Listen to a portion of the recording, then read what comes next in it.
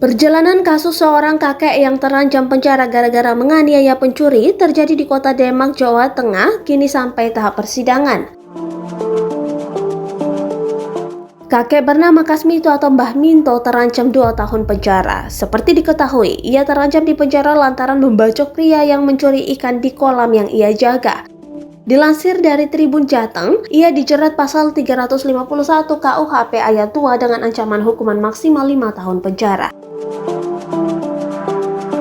Kini, kasus Mbah Minto sudah memasuki ranah persidangan. Sidang tuntutan terhadap Mbah Minto digelar di Pengadilan Negeri Demak, Senin 29 November 2021. Kepala Kejaksaan Negeri Demak, Suhendra, mengatakan tuntutan 2 tahun buih kepada Kasmito sudah melalui prosedur dan pertimbangan.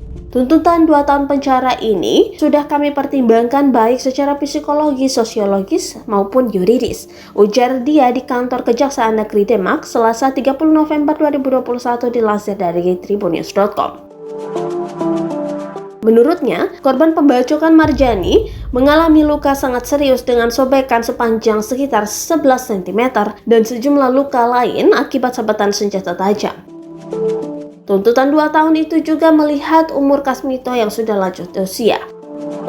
Selain itu, tuntutan tersebut sekaligus juga mengingatkan pada masyarakat agar tidak main hakim sendiri sekalipun menemui pencuri. Membela diri diperbolehkan jika pencuri melakukan perlawanan, namun Marjani langsung dibacok dalam keadaan tidak tahu serta dia juga memohon ampun.